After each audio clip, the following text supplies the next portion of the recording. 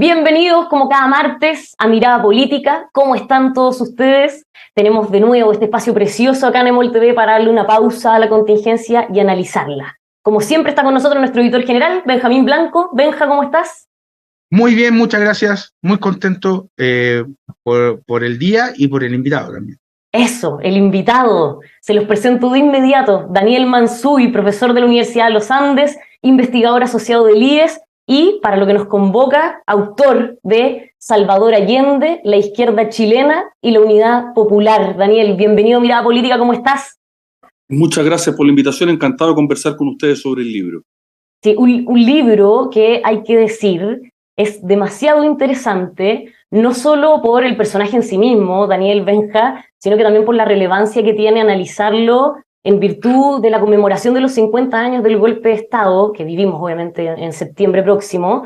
Y Benjamín, yo creo que coincides conmigo en que la investigación que tuvo que haber hecho Daniel detrás es tremenda, ¿no? Totalmente.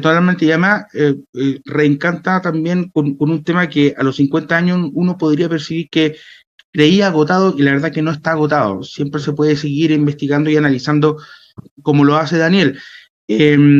Justamente la primera pregunta apunta un poco a eso. Si la percepción que tenías de la figura del presidente Allende, Daniel, cambió después de esta investigación o se reforzó alguna idea que tú tenías de él o cambió. No, sí, yo te diría que cambió. Es alguien a quien yo, por supuesto, había leído muchas cosas, pero no había trabajado así ni seria ni sistemáticamente. Y te diría que es un hombre, a partir de lo que uno puede estudiar por los documentos, por las biografías que hay de él, es un hombre que no me puede resultar antipático a pesar de las múltiples diferencias políticas que más o menos evidentemente puedo tener con él. Es un hombre afectivo, es un hombre que quiere hacer algo por su país, digamos, o sea, que está lleno de buenas intenciones, insisto, esto no prejuzga nada de los errores que después cometió, y que se va viendo en parte por sus propias decisiones, y en parte porque sus aliados y sus amigos no lo ayudan mucho, se va viendo encajonado en un laberinto del que le cuesta mucho salir, y evidentemente también uno debe reconocer, aunque no sea su sector político, que su actitud el 11 de septiembre una actitud digna de admiración, ¿no? Entonces yo te diría que sí cambió, porque no tenía una visión tan completa de él, por decirlo así, ¿no? Es un personaje muy complejo, lleno de pliegues y repliegues, lleno de idas y vueltas, lleno de ambigüedades, y muy querible en algún sentido. Te diría que eso es lo que fundamentalmente me pasó. Esto no prejuzga en nada de, esto es completamente autónomo, por decirlo así, de las críticas políticas que uno puede formular, y yo tengo muchas respecto a sus decisiones, ¿no? Pero tiene algo de entrañable el personaje, ¿no? Creo que es muy difícil además escribir un libro sobre alguien desde la pura antipatía, ¿no? Uno tiene que intentar entender al hombre, ¿no? Uno tiene que intentar tener alguna empatía con él, y no es difícil tenerla con él. En ese sentido, ese proceso no me resultó particularmente difícil. Hay una cosa muy interesante en la narración del libro, que es dos figuras de la historia de Chile que tiene muy presente Allende durante su mandato, que es el presidente Balmaceda, de la Guerra Civil del 91, y Gabriel González Videla, el presidente de los años 50. Especialmente el presidente Videla, porque González Videla, que fue elegido por una alianza de izquierda, pero termina desligándose de ese sector e incluso promulgando la ley maldita, que fue muy criticado por los sectores de izquierda. ¿Cómo tú proyectas la influencia de estas dos imágenes? Que una es un ejemplo, Balmaceda, y González Videla es una sombra, y ¿qué tan presente también tú crees que tiene el presidente Boric justamente Allende u otros personajes de la historia de Chile? Sí, no, muy interesante la pregunta. Para responder la primera parte, Allende tiene estos dos modelos, estos dos polos, ¿no? Carlos Altamirano se lo va a reprochar, ¿eh? No tienes por qué encerrarte en estas dos alternativas, pueden haber más, digamos. Esto como que te encierra. Altamirano va a ser muy crítico con Allende respecto a esto. Pero entre la traición de González Videla hacia sus aliados y y el coraje, digamos, y hasta el suicidio, hasta la entrega de la vida de Balmaceda, Allende nunca va a tener duda. Nunca va a querer romper con su mundo, nunca va a querer traicionar a sus aliados, va a estar dispuesto a dar la vida antes que traicionar a sus aliados, y por eso que la figura de Balmaceda, conforme pasa su gobierno, va a ser muy importante para él. François Mitterrand, que estuvo en Chile, en el gobierno de la Unión Popular, nadie se acuerda porque no era presidente de Francia, ¿no? Pero recuerda, en su reunión con Allende, Allende le habló de Balmaceda, ¿no? Pocas semanas antes del 11 pidió que le entregaran los libros sobre la guerra civil del historiador marxista Ramírez Necochea. Entonces era una figura que tenía y como que con la que se fue, no, esto, hay que cuidar mucho las palabras con esto, ¿no? pero que se fue erigiendo como modelo de sus decisiones, ¿no? Yo no quiero ser como González Videla, no puedo traicionar a los representantes del pueblo, por decirlo así, a pesar de todo lo que me han hecho, tiene un juicio crítico con ellos, y Balmaceda me ofrece una alternativa, una salida digna a este laberinto, ¿no? Esa es la grandeza de Allende el 11 de septiembre, ¿no? Que por decirlo así, logra salir por arriba, ¿no? Logra salir por arriba. Por tanto, una de las preguntas, por supuesto, en otro contexto, con otras preguntas y con otros ejes, ¿no? Esto no es que la historia se repite, pero como se suele decir, rima, y Gabriel Boric tiene muy presente a Salvador Allende, ¿no? Y la noche en la que gana, Gabriel Boric parafrasea el discurso de Salvador Allende del 4 de septiembre del 70, ¿no? Pueden volver tranquilos a sus casas con la conciencia tranquila de una victoria limpia y honesta, perfecto. Y en su primer discurso del 11 de marzo lo termina diciendo, volvemos, compatriotas, a abrir las grandes alamedas. Entonces la pregunta que yo me hago, insisto, es un paralelo limitado, no una analogía perfecta, es en qué medida el presidente Gabriel Boric no se está encerrando en una figura que también puede ser costosa políticamente. ¿Y por qué digo costosa políticamente? Porque, en fin, Salvador Allende representa para la izquierda un modelo, un ideal, con valor moral, digamos, con todo lo que implica, pero es muy difícil hacerlo operativo políticamente, ¿no? Y cuando Gabriel Boric, en sus dos discursos más importantes, digamos, cuando gana y cuando asume, se inscribe explícitamente, ¿no? Gabriel Boric es un hombre culto, a quien le gusta la historia, esto no es casual, ¿no? Se inscribe explícitamente en la tradición de Salvador Allende y en la continuidad con el 11 de septiembre en particular, parece que se pone sobre sus hombros un peso y una mochila que es muy difícil cargar después, ¿no? Por eso que la presencia de Allende, a medida que ha ido avanzando su gobierno, se ha ido difuminando, no es que desaparezca completamente, por supuesto, ¿no? Pero es menos explícita y menos fuerte de lo que fue en un principio. Daniel, quiero leer una parte del libro. Dice, Allende podía enojarse, podía sentir rabia, en ocasiones podía ser muy injusto con sus adversarios, podía manipular, pero parece no haber odiado.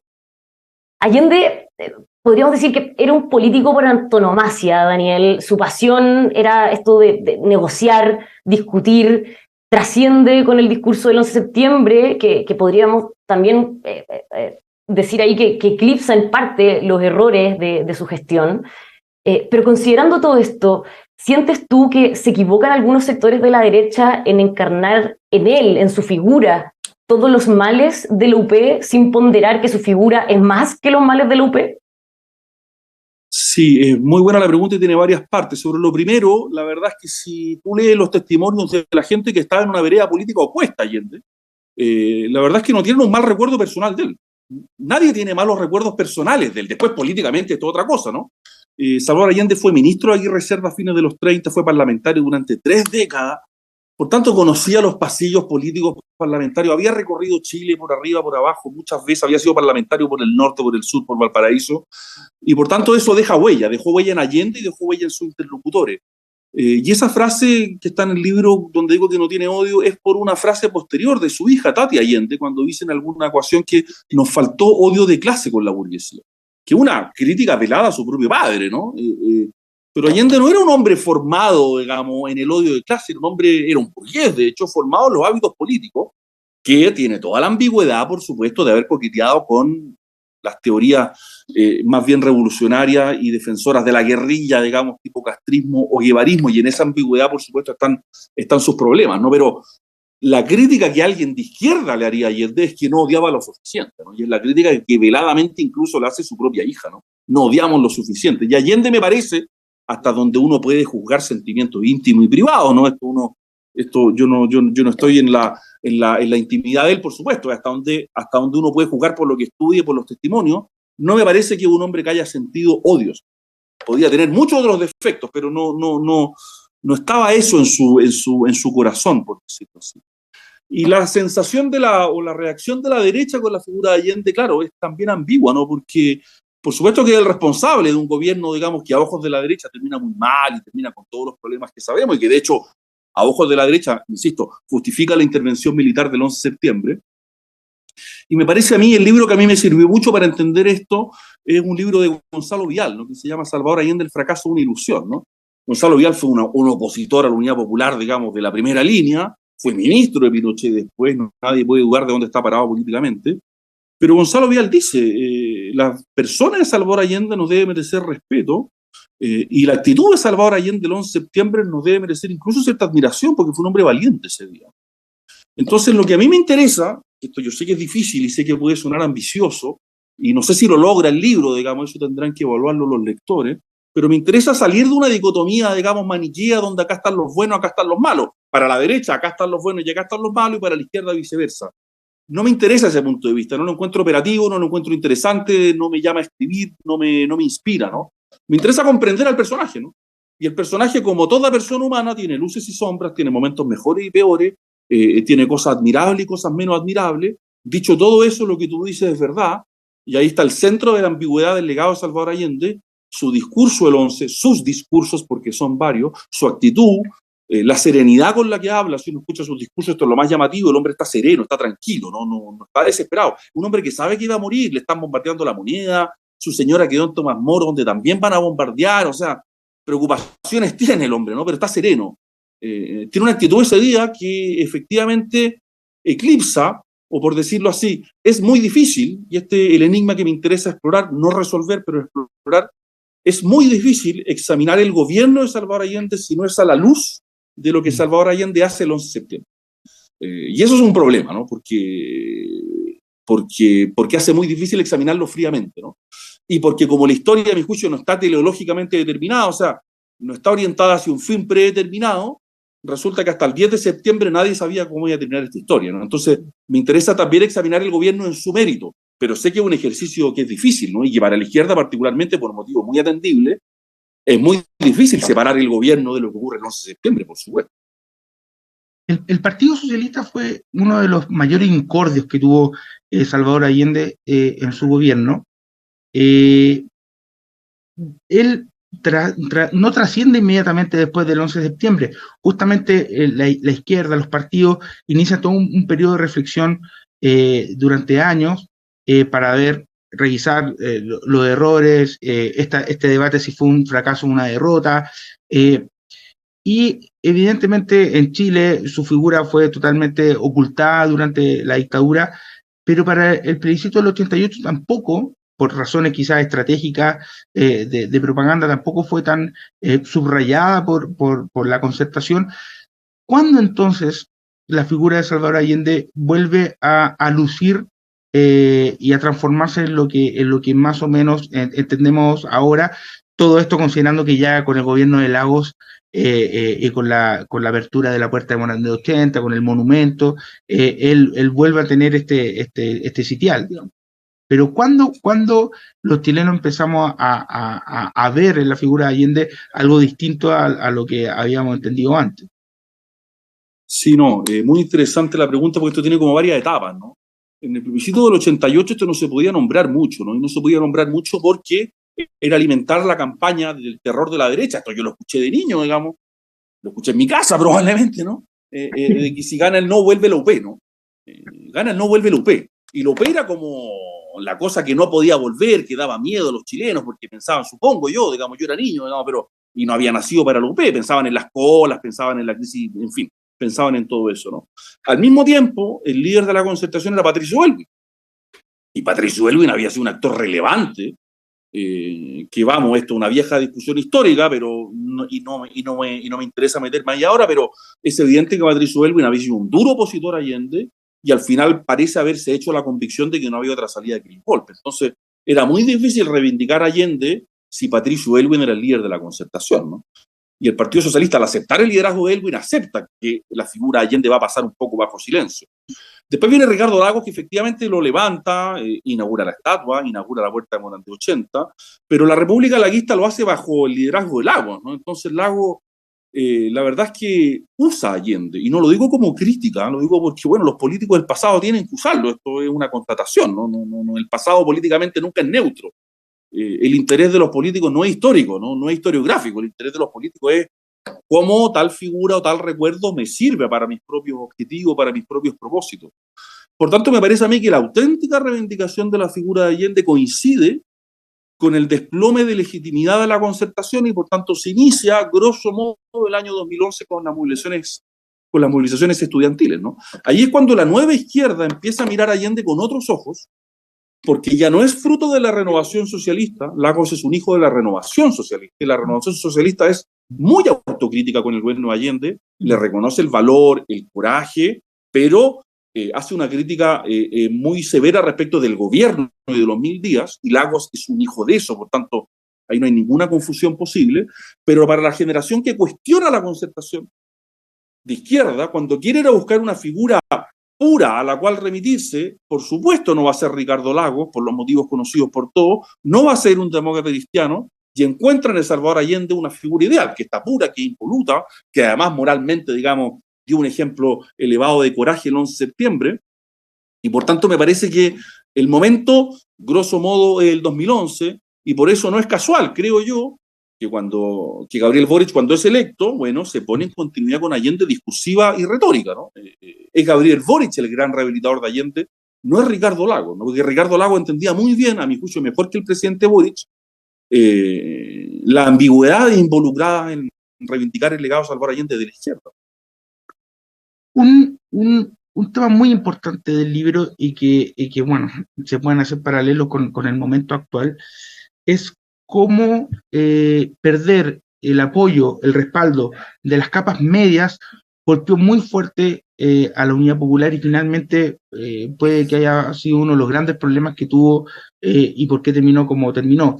Pero una de las dudas que me quedaron después de leer el libro es que al fin y al cabo el proyecto de la Unidad Popular no estaba necesariamente pensado en las capas medias. No, la izquierda de esa época despreciaba las clases medias, le llamaban las clases pendulares. Y por tanto el alejamiento de las clases medias produce una división en la UP, ¿no? Allende y el Partido Comunista dicen, ojo, las capas medias son importantes porque si no, digamos, quedamos en minoría, y el Partido Socialista y el ala ultra, una parte del MAPU, el MIR, que no era parte de la UP, pero que jugaba un papel político, van a decir, no nos interesa la clase media porque son unos pequeños burgueses del demonio, así que no nos interesan, ¿no? Y las clases medias, por supuesto, van a empezar a tomar distancia del UP por las consecuencias de la política económica, desabastecimiento e inflación. Va a tomar distancia la DC, que el primer año guardó una actitud de cierta neutralidad, benevolencia, como que estaba mirando para ver qué pasaba.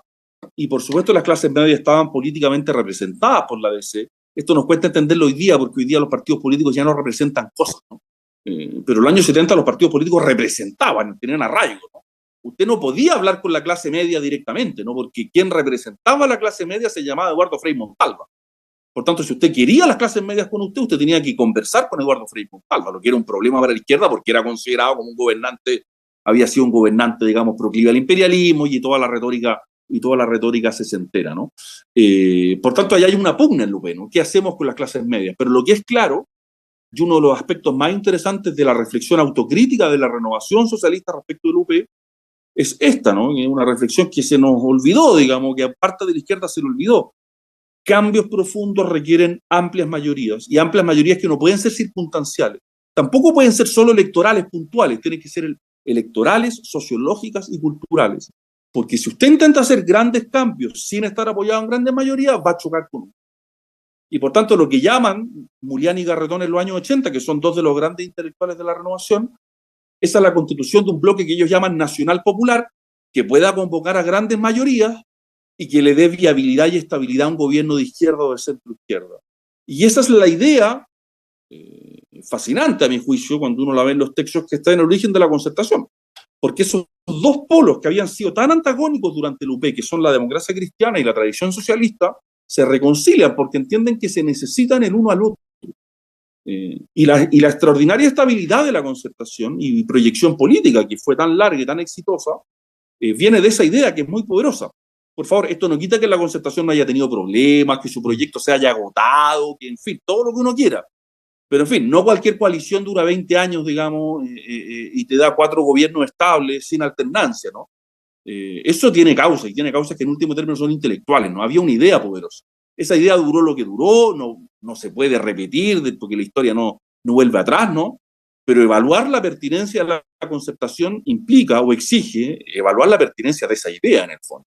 Y por eso los paralelos con lo que hizo la convención a mí me parecen que son tan llamativos, ¿no? Porque en el fondo cometió el error que había cometido la izquierda en los años 70, que había hecho una autocrítica, que había sacado una lección de esos errores y se le olvidó esa lección en algún momento, ¿no? Hubo una lección muy dolorosa porque fue hecha en medio, digamos, de la represión, de todo lo que fue la dictadura para la izquierda, pero incluso en esas condiciones la izquierda fue capaz de elaborar esa reflexión que la nueva izquierda omitió, olvidó, hizo como si no existiera, ¿no? Esto es uno de los fenómenos que a mí me llama la atención. Por favor, porque acá quiero hacer una precisión, porque hay una yo sé que esto es difícil de entender y quiero ser preciso, ¿no?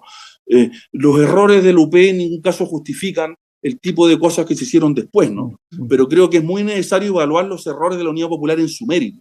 Y eso no implica en ningún caso, insisto, como no creo una estructura teológica de la historia, que esté justificando yo lo que ocurrió después del 11 de septiembre en cuanto a violación a los derechos humanos.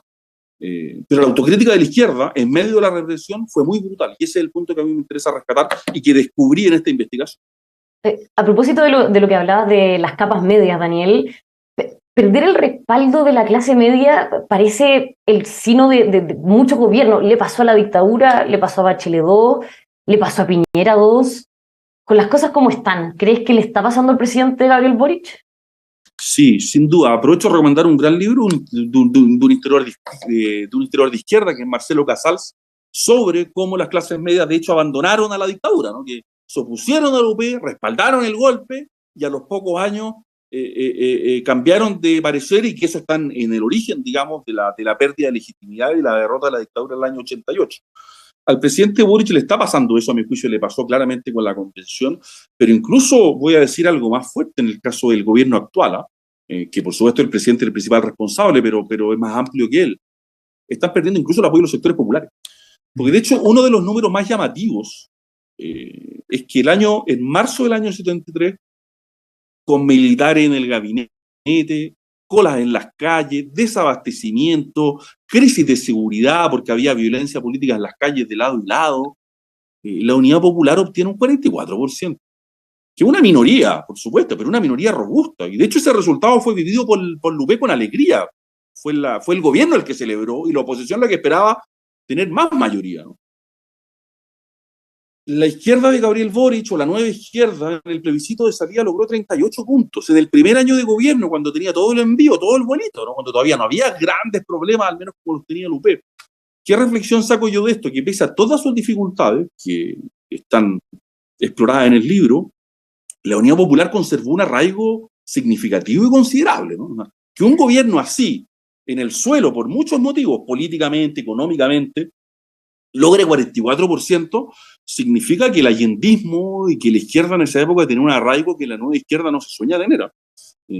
Entonces el problema de Boric obviamente lo tiene el gobierno con las clases medias, sin duda, pero me parece que está llegando incluso a sectores populares, y basta ver, digamos, la desagregación de los resultados de la elección de consejeros para ver que el mundo republicano no ganó en Vitacura ni en Las Condes. De hecho no ganó ahí, ¿no? Sino que ganó en comunas populares, ¿no? Y entonces el problema es incluso más severo. Bueno, evidentemente el libro versa sobre Salvador Allende como personaje principal, pero tiene muchos otros personajes secundarios, algunos más importantes que otros, pero uno de los más relevantes es la figura de Carlos Prats, el comandante jefe del ejército, que negocia, ayuda a Allende, trata de resolver la situación, pero en ese camino se va involucrando en política, abriendo una puerta que finalmente después fue muy difícil de cerrar. Él es el primero en involucrarse, no solo como ministro en un momento, sino también como negociador, es una figura igual compleja, que fue asesinado por la dictadura, pero que alcanzó a dejar sus memorias, que también son muy valiosas para entender cuál rol tuvo. Y no, Prats es fascinante. De hecho, tú me preguntabas al principio por cosas que aprendí. Bueno, aprendí mucho de Prats. Aprendí mucho de Prats porque es un personaje fascinante, que es un papel fundamental. Y que es significativo de muchas cosas, ¿no? Salvador Allende, su proyecto está en el año 72, después del paro de octubre, digamos, ya le entró mucha agua al pote, muchísima agua. Y tiene que tocar la tecla militar, que es una tecla de la historia de Chile, digamos, ya lo sabemos, digamos, una tecla sensible. Allende sabe, si un hombre inteligente, político, insisto, experimentado, 40 años, digamos, de ejercicio político, pero no le queda otra, ¿no?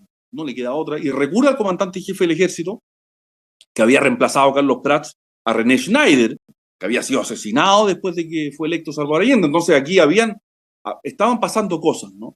Y Prats, por decirlo así, quiere ayudar a Allende, ¿no? Es seducido en parte por Allende también, ¿no?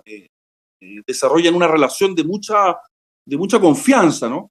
Y Prats intermedia políticamente, ¿no? Es ministro 2 veces, ministro del Interior primero y ministro de Defensa después, y quiere ayudar a Allende, quiere sobre todo evitar la guerra civil, ¿no? Prats tiene este diagnóstico que es muy interesante, ¿no? Se suele decir que Prats fue un constitucionalista, que era presidente. Yo creo que eso no es verdad. Creo que era muy activo en política, pero creo que eso se explica en su mente por un motivo. Él sabe que la división de las Fuerzas Armadas es guerra civil y que la guerra civil será atroz. Y por tanto, eso es lo que él quiere evitar a toda costa, ¿no? Él está dispuesto a ayudar a Allende y está dispuesto a llegar muy lejos en eso, pero cuando los socialistas le dicen, oiga, ¿cuántas divisiones tenemos para defendernos? Prats siempre responde, oiga, esa es mi línea roja, ¿no? Yo no voy a enfrentar una parte del ejército con otra parte del ejército. Y Altamirano se enoja alguna vez con él, ¿no? Y de hecho, cuando sale Prats, no está dispuesto a mover un dedo para decir, mire, yo tengo un general leal en esta coalición y otro en esta, para ver cómo lo hacemos. No, esa era su línea roja. Ahora, ¿qué pasa? Que en esa articulación política que intenta convencer a dirigentes, se junta, digamos, con todo el mundo, esto está en sus memorias, ¿no? Esto es por testimonio propio, no lo invento yo, se junta con muchísima gente en los meses de junio, sobre todo en junio del año 73, va perdiendo el respaldo de sus generales, ¿no? Y cualquiera que conozca, aunque fuera lejanamente el mundo militar, bueno, el comandante en jefe ya es respetado, pero si lo empiezan a mirar feo, si sus generales empiezan a mirar que, mire, ya no tanto, la cosa se vuelve muy compleja, ¿no? Y Prats no se dio cuenta de eso. Y termina de una manera un poco humillante, ¿no? Porque termina saliendo después de una manifestación de mujeres, de oficiales en la puerta de su casa, ¿no? Lo que, en fin, para la mentalidad militar de la época es algo muy fuerte, ¿no? Pero es una figura fascinante que tiene un año después un final trágico, pero es una figura muy importante. A mí me llama la atención, por ejemplo, que no tengamos una biografía de Prats. Es un hombre fundamental, ¿no? Y tenemos sus memorias, hay un par de cosas más, pero un hombre que merecería una gran biografía, porque no vamos a entender bien la UP mientras no sepamos bien quién es Prats, y sabemos poco de Prats. Esa es la impresión con la que yo me quedé. Oye, y se han hecho muchos paralelos a raíz de tu libro, y bueno, con el gobierno de Allende, con el del presidente Boric. Evidentemente hay diferencias muy grandes, además diferencias circunstanciales que son obvias, pero también la edad que hacen que el paralelo no sea tan preciso. Pero quiero hacer foco en un personaje que también es súper importante, que es Joan Garcés, abogado español, comunista, asesor de Allende, pero que tiene una claridad de las circunstancias muy precisa, y es muy fino en el análisis de la realidad que atraviesa la Unidad Popular. Y pareciera que el presidente Boric a lo mejor no cuenta con asesores, con gente, esto es especulación evidentemente, pero que tengan la capacidad que tuvo Joan Garcés, que pese a que no era su ideología y que él buscaba a lo mejor llegar hasta el marxismo y apurar la vía chilena hacia el socialismo, sí tenía claro que había que hacerlo de una manera mucho más pausada que otros representantes de la Unidad Popular. Sí, Joan Garcés, otra figura imprescindible para entender esto.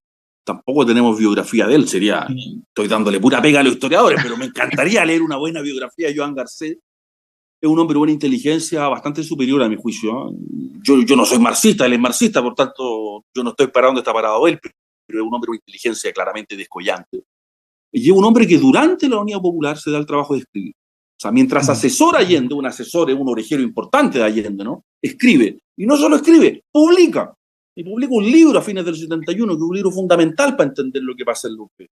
Y tiene a partir del año 71 un cuadro muy claro, ¿no?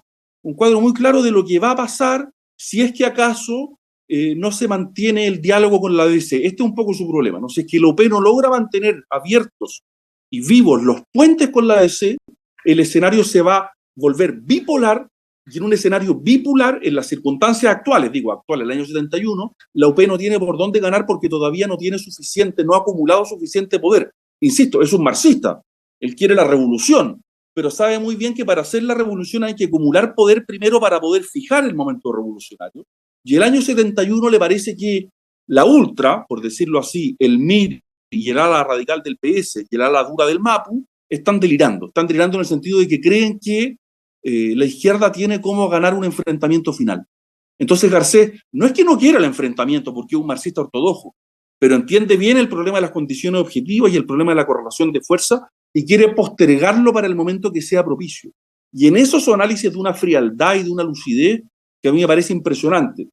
Una linda pregunta, pero parece que la respuesta no es muy positiva, es si es que acaso hoy día la izquierda en general y el presidente en particular cuentan con intelectuales de la talla de Joan Garcés. Concedo que el criterio es exigente, ¿no? Porque, insisto, era un hombre inteligente. Pero es interesante hacerse la pregunta de si es que hay distancia crítica en la izquierda hoy día respecto a lo que está haciendo el gobierno. Hay intelectuales importantes, por favor, lo que ha hecho Noam Titelman me parece muy valioso. Juan Pablo Luna publicó hace pocos días una entrevista que me pareció también muy lúcida, no estoy de acuerdo con todo lo que dice, pero me pareció muy inteligente y que muestra algunas pistas. Pero uno quisiera también, uno esperaría ver algo más robusto por momentos también, quizás pido mucho, pero eso que hace Joan Garcés es realmente impresionante, aunque dicho sea de paso, claro, logró convencer a Allende, o no sé si convencerlo, estaban los dos de acuerdo antes, ¿no? Pero era poco respetado por los partidos Joan Garcés, también hay que decirlo, ¿no? Era visto como una figura muy ajena, un español que hablaba directamente con el presidente, los partidos desconfiaban de Garcés, por tanto, no logró crear las condiciones políticas para ser él influyente en la izquierda, pero en fin. Pero te fijas cómo hay tanta cosa por estudiar y por esclarecer, ¿no? El papel exacto de Joan Garcés y su relación con los partidos del UP. Fascinante tema, ¿no? Pero en fin, estoy dando aquí pura idea de tesis, digamos, para historiadores, pero son muchas cosas que me encantaría leer. O vas a terminar haciendo una saga, Daniel, con todo ello. Oh, claro. Si es que mi señora me lo permite, porque la verdad es que este libro fue bien exigente, así que... Oye, no Daniel, a la luz del libro, obvio, y de toda la conversación que hemos tenido hasta ahora, quiero que llevemos la conversación a este Chile de mayo del 2023. Y para entenderlo, quiero partir haciendo como un recordatorio de lo que han sido las últimas elecciones. Tuvimos plebiscito de entrada, tuvimos elección de constituyentes, elección presidencial, elección de alcalde, elección de gobernadores, y en todas se impuso la centroizquierda y la izquierda. Parecía que la gente comulgaba no solo con el mensaje en general, sino que también con lo que había sucedido después del 18 de octubre. Pero con el voto obligatorio esto giró drásticamente, entró a votar gente que no había votado antes, gente de zonas rurales, por ejemplo, y hoy día tenemos este nuevo Chile que tiene un Consejo Constitucional con 23 representantes del Partido Republicano, 11 de Chile Vamos y el resto de la izquierda. ¿Tú sientes que ese Chile que antes no votaba y ahora vota siempre fue así y entonces en verdad siempre hemos sido un país conservador, solo que ahora con el voto obligatorio nos damos cuenta? ¿O hay un cambio en general en todos los votantes del país? ¿Cómo lo ves tú?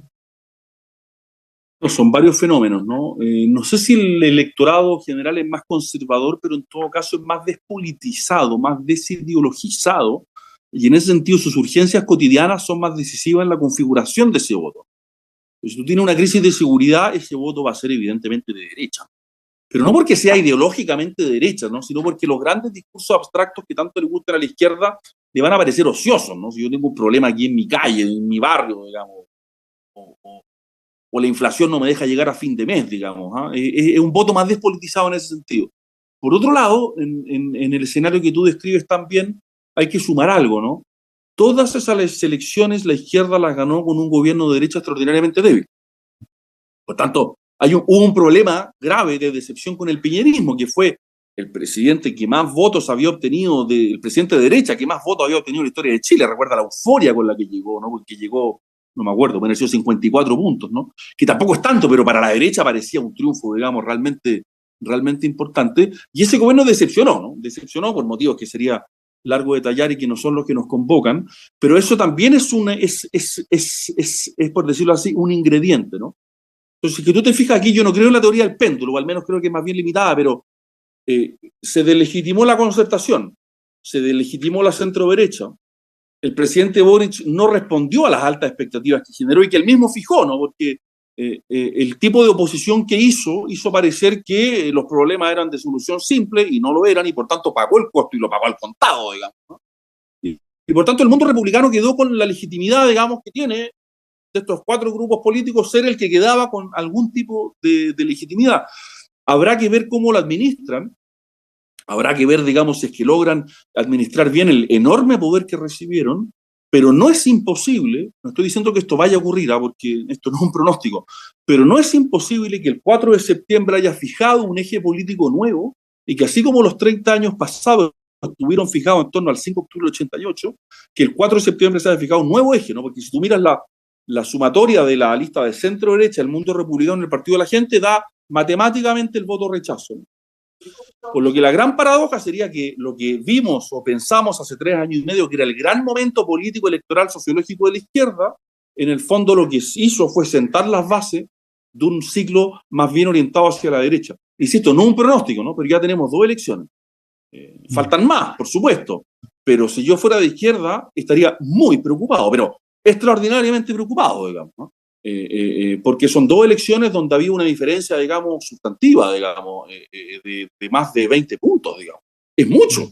Entonces creo que hay un signo de interrogación ahí, que si las derechas, lo digo en plural, si las derechas lo administran bien, pueden darle a este ciclo esa configuración electoral, ¿no? ¿Y qué viene para el gobierno? Se han mencionado varias ideas. De hecho, bueno, el ejemplo de Juan Pablo Luna, que el domingo en esta entrevista en La Tercera decía que, bueno, planteó muchas cosas, pero entre ellas esta idea como de un pacto de salvación incluso, y que el gobierno debería dedicarse más bien a administrar. Carlos Peña criticaba en su columna justamente también del domingo esta idea de desparlamentarizar la política. ¿Qué le queda al gobierno? ¿Qué debe hacer? ¿Qué margen tiene? Muy poco, y yo lo veo muy desorientado. Fíjate que, así como síntoma, los partidos del Frente Amplio están ahora recién inaugurando una reflexión para ver si confluyen una fuerza común. Muchachos, llevan 1 año 3 meses en el gobierno. Ustedes son el soporte fundamental del gobierno. Yo le aseguro que ningún ciudadano entiende la diferencia entre comunes y convergencia social. No les interesa, digamos, no es nuestro problema. Y ahora recién están empezando a ver si se sientan en una mesa para estudiar la posibilidad de... O sea, esto quiere decir que ese proceso podría concluir, digamos, cuando termine este gobierno, ya no servirá de nada. Por otro lado, el gobierno tiene un problema muy serio porque la gran urgencia de los chilenos es de seguridad, y muchos criticamos las volteretas del presidente del Frente Amplio y se nos dijo, no, si tiene derecho a cambiar de opinión. Por supuesto que tiene derecho a cambiar de opinión, y yo celebro el cambio de opinión. El problema no es que Daniel Mansuy le cree, digamos, Benjamín Blanco le cree, eso es irrelevante. El problema es si los chilenos le creen. Y la conclusión es que los chilenos no le creen. No le creen porque si le podían creer, la verdad es que el indulto de fines del año pasado acabó con la posibilidad de creerle. Entonces ahí el gobierno tendría que dar una señal extraordinariamente robusta y clara de demostrar que el cambio de opinión sí es de verdad. Y no es para que, insisto, yo le crea, si es irrelevante si yo le creo o no al presidente o al gobierno, sino para que los chilenos le crean. Y uno ve que la disposición para hacer algo así en Apruebo Dignidad, que supongo que tendrá que cambiar de nombre esa coalición, porque, en fin, esa sería otra discusión, pero que en el mundo del Frente Amplio y del PC no hay mayor disposición a darle espacio al presidente para dar esa señal mucho más fuerte y con mayor convicción de lo que ha hecho hasta acá.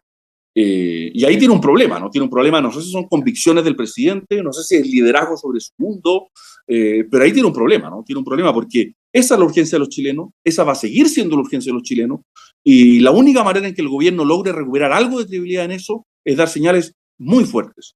Y cada proyecto de ley, cada discusión de esta se le enreda con su propio parlamentario. Entonces, yo creo que ese es el principal problema del gobierno hoy día, ¿no? Cómo dar señales claras en esa línea sin que se le desfonde su propia coalición, ¿no? Porque, claro, esto vuelvo al principio de la respuesta, ¿no? Si son 3 o 4 partidos, creo que el Frente Amplio no, son 4 partidos con el Frente Regionalista, ya no sé si está dentro o no, pero en fin. Gabriel Boric tiene que hablar con varios presidentes de partidos, digamos, más el PC, si esto no resiste análisis, digamos. Esto no resiste análisis. Esa fragmentación al gobierno no le sirve, pero bueno, quizá el Frente Amplio está ahora inaugurando un proceso que en algunos años más confluye en un partido común, pero te fijas cómo los tiempos son realmente políticamente, esto a mí como que me cuesta entenderlo, esta mentalidad de lote, cuando estás a cargo de un país te han dado 2 palizas electorales, digamos. Cierre sus lotes, señor, digamos, organícese en un partido con un líder que puede ordenar a sus bancadas, digamos, y facilítele, este es el punto, ¿no? Facilítele la vida a su presidente, que la tiene muy complicada, digamos. Yo lo diría así, no veo en el Frente Amplio particularmente discusión a facilitarle la vida a su presidente. Y aquí el paralelo, por supuesto, haciendo todas las distinciones del caso, el paralelo con Salvador Allende también juega un papel, ¿no? Que fue el problema que tuvo Allende, insisto, en otro contexto, que sus partidos y sus aliados no lo ayudaron, no le facilitaron la vida, sino que se le hicieron más difícil. Y pasando al otro frente, ¿qué opinas de el patinazo, para decirlo en términos coloquiales, o arranque de sinceridad, que algunos creen, del consejero Silva el fin de semana de entrevista en el Diario Financiero, que lo obligó a tener que aclarar algunos puntos por vía redes sociales, luego de tener una actitud que muchos recordaron parecía la de Sting? ¿Crees que es una reflexión realmente de él y que en el fondo la expuso en esta entrevista, o hay realmente una estrategia del Partido Republicano de tratar de dialogar con todos los sectores y llegar a un proyecto constitucional que involucre a una mayoría? Sí. ¿Me estás escuchando, Javín? Creo que sí, perfectamente. Sí. Perdón. No, a ver, yo creo que fue un error, y fue un error grave, como lo reconoció él. Además, fue muy disonante con la entrevista de José Antonio Casi, con las señales que estaban dando. Yo lo leería así. El Partido Republicano hasta aquí había sido un partido de nicho que buscaba protestar, luego en el buen sentido, buscaba, digamos, poner un punto en la discusión para pesar en la configuración del escenario político, y eso lo hacían muy bien, y eso les quedaba cómodo, y así les había ido bien. Pero era siempre desde la posición del retador, ¿no? Acuérdate tú que José Antonio Cast tuvo muchas dificultades como candidato, fue un gran candidato outsider, y no fue un gran candidato cuando tuvo que ponerse, digamos, el traje de primera mayoría. Entonces ahora al Partido Republicano le cayó una gran responsabilidad que ellos no esperaban, ¿no? Que son los principales responsables de un proceso que no quisieron. Entonces, naturalmente que su reflexión y su aproximación, yo espero, supongo, y esas son las señales que en general, salvo esa entrevista, han dado, tiene que cambiar. No me queda claro que ellos mismos tengan una estrategia clara, porque han pasado solamente 8 o 9 días desde esto, ¿no? Entonces yo creo que fue un error. Me parece que persistir en ese tipo de ideas sería un grave error, y que me parece que lo que el Partido Republicano puede hacer, digamos, es hacer lo que no hizo la izquierda en el proceso pasado y lograr, digamos, que tengamos una constitución que por supuesto va a estar más inclinada a la derecha que a la izquierda, esa es la realidad electoral, pero que sea una constitución que pueda ser reconocida y que pueda darle estabilidad al país en las próximas décadas. Si el Partido Republicano se parapateta, se atrinchera en sus propias posiciones, va a estar farreándose esta gran oportunidad. Pero yo lo leo así, ¿no? Es un cambio de disposición política que no es automático, ¿no? Porque las dinámicas políticas tienen su inercia. Entonces, si tú vienes desde hace años con un discurso que es muy, muy protestatario, muy antisistema, muy desde fuera, por decirlo así, no es fácil modificarlo de un día para otro, ¿no? Pregúntele al Frente Amplio sin ir más lejos, ¿no? Pero me parece que salvo esa entrevista, insisto, donde hay errores graves en esa entrevista del consejero Luis Silva, me parece que en general el Partido Republicano ha dado señales de al menos estar conscientes de que tienen que elaborar esa reflexión Y también, esto es importante decirlo porque se hace mucho el paralelo con el proceso anterior, pero yo creo que hay diferencias, ¿no? El Partido Republicano es un partido ordenado, jerarquizado, que tiene un líder reconocido y que además viene de la UDI. Y la UDI es un partido de cuadros, insisto, jerarquizado, ordenado, que responde a un líder muy táctico. No hay que olvidar nunca que Jaime Guzmán del año 90 le dio la presidencia del Senado a Gabriel Valdés. O sea, Jaime Guzmán sabía entregar para ganar. Jaime Guzmán no era un dogmático encerrado en su lugar, por el contrario, de un pragmatismo, digamos, de un pragmatismo o sea, muy enfático. Y José Antonio Caz, en el fondo, es un UDI formado en la UDI y que quiere replicar una UDI que según él se extravió. Entonces, no es la lista del pueblo esto, ¿no? Es un mundo mucho más organizado. Entonces, me parece a mí que tienen una oportunidad, habrá que ver cómo la administran, tienen una oportunidad de hacerlo bien. Habrá que jugar por los resultados, ¿no? Pero yo estoy simplemente con la actitud del observador esperando para ver cómo se conducen, ¿no?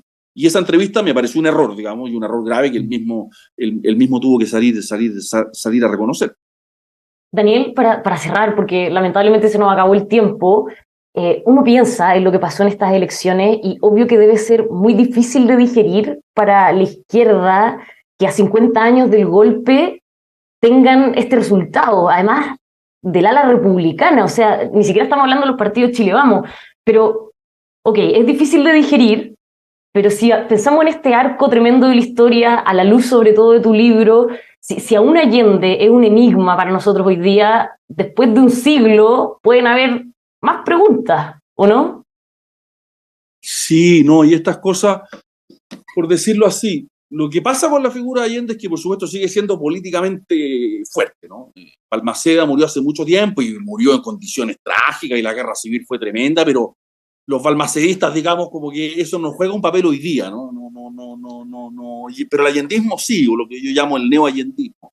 Entonces ahí hay una cosa interesante, ¿no? Pero las preguntas históricas, por supuesto, siguen abiertas y seguirán estando abiertas, y por eso me parece a mí que lo peor que puede hacer el gobierno con los 50 años es tratar de fijar un relato oficial, ¿no? Porque eso no tiene, históricamente, intelectualmente, no tiene ningún sentido, ¿no? Lo que tiene que hacer el gobierno, que además lo pilla, tú lo dices muy bien, en un momento incómodo, ¿no? En un momento al menos incómodo, es abrir o generar las condiciones para que haya discusión, para que haya conversaciones, para que haya diálogo entre distintas posiciones, gente que viene de distintas tradiciones. Para mí fue muy interesante, yo no vengo de ese mundo, ¿no? Pero para mí fue fascinante estudiar la historia intelectual de la izquierda en los últimos años. Yo aprendí mucho, digamos, conocí autores, conocí políticos talentosos, leí textos muy interesantes. Cómo generar las condiciones para que algo así se produzca, no para que estemos de acuerdo necesariamente, ¿no? Si las personas que están ubicadas en un sector político o en otra tradición tienen sus ideas, ¿no? Pero para que logremos comprender mejor las razones que tuvo otro en determinados momentos de la historia. Ese me parece que sería un aporte, quizás, insisto, es mucho pedir, pero me parece que por ahí podría ir. Daniel, muchísimas gracias por habernos acompañado. De verdad, tremendo el libro, y por supuesto le recordamos a todos los que nos están viendo el libro de Daniel Mansuy, Salvador Allende, la izquierda chilena y la unidad popular. Muchísimas gracias por haber estado con nosotros, Daniel. Gracias a ustedes, encantado de haber conversado contigo, Patricia, y con Benjamín. Mucho gusto cuando quieran de nuevo. Benjamín, nosotros nos vemos la próxima semana, se viene también un buen programa. Nos vemos la próxima semana, un buen programa. Muchas gracias, Daniel, y sí, muy recomendable este libro, leerlo, el libro quizás político del momento, así que vale la pena verlo. Daniel, Benja, muchísimas gracias, y por supuesto a todos ustedes que nos están viendo, los dejamos invitados como siempre a que se mantengan con nosotros conectados, informándose aquí en emol.com.